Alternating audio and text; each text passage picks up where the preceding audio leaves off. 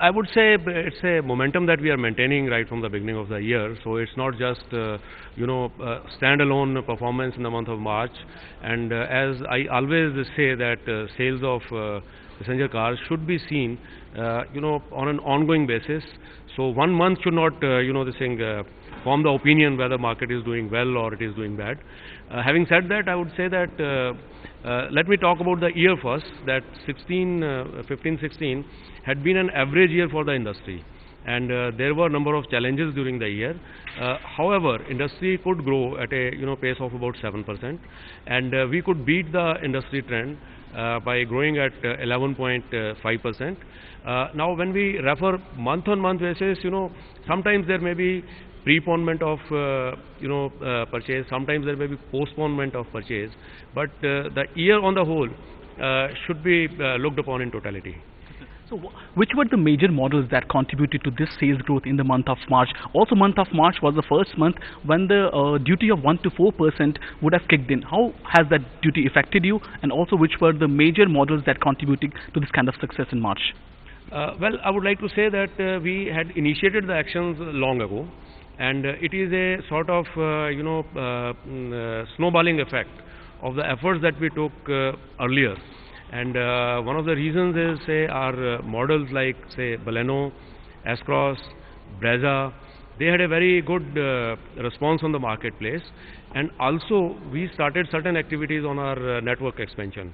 So with say a network of 127 Nexa dealerships, certainly it contributed in a big way towards sales.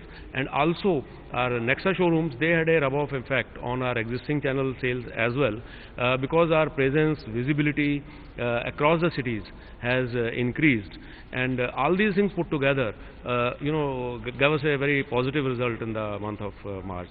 So going forward, how confident are you that you will be able to maintain this kind of growth in the coming months?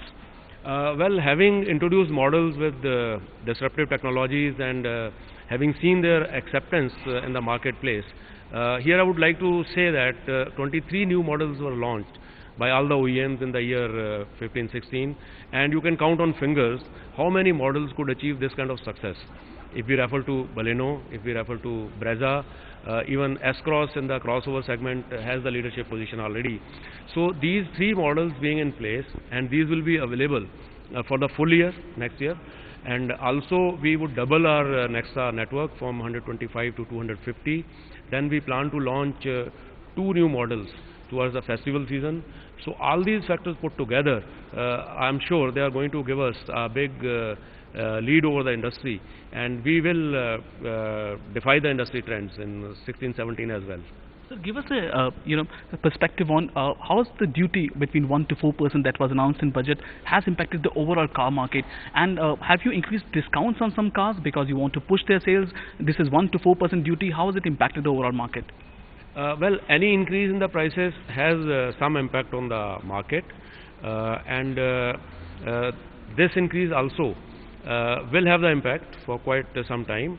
And if you think about the discount factors, discounts had been more or less following the same trend. There has not been any abrupt change. But what had happened in the month of March was that a number of auto OEMs who had huge stocks which were pre-duty increase, so these stocks were sold at the earlier prices, which were also partially responsible for a good month of March. But moving forward, when these prices are passed on to the customer, certainly there would be some pressure on the sales. If we talk of the new financial year, as we are sitting on the first day of the new financial year, what are the plans of Maruti Suzuki? Where do you see your market share? Also, where do you see the overall growth of the market as far as the new financial year is concerned? Well, we have closed this year at 46.8% market share with a growth of 1.8%, which is quite high by any standards, considering the fact that there are 20 players in the marketplace. At the same time, I would also like to say that out of these 20 players, only 9 players have shown positive growth. 11 players are still, in the degrowth for the entire year. So moving forward, industry trend would continue to remain average, say 7 to 8% growth. But we would, endeavor to achieve double-digit growth in the year 16-17 as well. So now crude is inching up a bit slowly. There are other changes in the commodity prices as well. How do you see the margins in the coming financial year, in the current financial year? Well, our finance teams are working on that, and we will take a call as and when these things happen and they impact us in a big way. We'll have to take a call. Do you see the margins getting impacted or coming under pressure because of many factors, the increase in duty the current financial year now? As far as the infra-cess was concerned, all the OEMs, they have passed it on to the customer, so these have not impacted directly. However, the input costs we are monitoring very closely, whether it is crude prices or it is steel prices, and we will take a call as and when the situation warrants. As of now, we don't have any plans to disturb the pricing. So as far as yesterday's Supreme Court order is concerned, I know you're not directly impacted by that, but now it's being shown that diesel is a very non-environment friendly fuel. So doesn't it impact your plans in big way? Doesn't it impact your plans of diesel car in big way? Do you see a major shift coming in the share of petrol and diesel cars being sold in the market? I think we would not like to comment on the Supreme Court decision. Matter is sub judice. Having qualified my statement, I would like to say that as far as we are concerned, we have a very balanced portfolio, and simple percentages would be giving misleading results. There are certain segments where there are hardcore diesel lovers, and people go in for diesel car only, even if the option of petrol is available.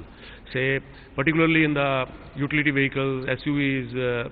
The customer prefers to have diesel vehicles, and if say hatch segment we talk about, again the preference is shifting towards petrol, that is there. But sedan segment, again the impact of diesel and petrol is not so much. Now, having said that, I would also like to say that there is a misconception being created that diesel vehicles are the main pollutants. Already there is a report from IIT Kanpur. I would like to refer to that report, which says the contribution of diesel vehicles is about say 2% in the overall pollution, and if we talk about particulate matter. Now that is what diesel vehicles are being this thing blamed for. So the contribution of particulate matter pollution is not that high as it is being projected. So a decision based on facts should be taken, and idea would be that it is the older vehicles which are contributing more. Again, when we talk about say this 2% contribution, so there has to be a systematic approach when we are talking about diesel policies. So as we have seen, there are the good sales are coming from the new models. CIAZ is doing very well for you. Baleno, all cars are doing very well. But the biggest concern is the sales in the mini segment. It is also down by 8% in month of March. What are you doing to stem that fall, and how big is that concern for you? Well, ours is a growing economy, and I would like to say that car market is highly underserved as of now, if we talk about penetration per 1,000 people. So the story of small cars remains intact in the long term, but in the short term what happens is that this segment is highly price sensitive segment, and interest rates, other macroeconomic factors like say rural markets, monsoon, all these factors, they affect this segment at the entry level. So moving forward, we expect now reduction in interest rates, and God willing there would be a good monsoon, and if it leads to a revival of the rural economies, so this segment should look up. So last two questions from my side. Going forward, what kind of growth in percentage terms you see for the current financial year? Industry would continue to be at 7-8%, and we are targeting a double-digit growth in the year 16-17. So you had plans to, you had created a special purpose vehicle, and you were putting in some money especially for dealerships there, to create new dealerships of your own. What is the progress there? How much have you invested, and where do you see this, the SPV going in the current financial year? Well, this is work in progress as of now, and we don't have those estimates, in terms of figures, but certainly we will be entering into this segment early in this year, in the first quarter itself, and then we'll share the details with you. Find us on Facebook at facebook.com/ETNow, and don't forget to click the like button. You can also follow us on Twitter at ETNowLive. To stay updated with all our programming, hit the subscribe button on our YouTube channel by logging on to youtube.com/user/ETNow.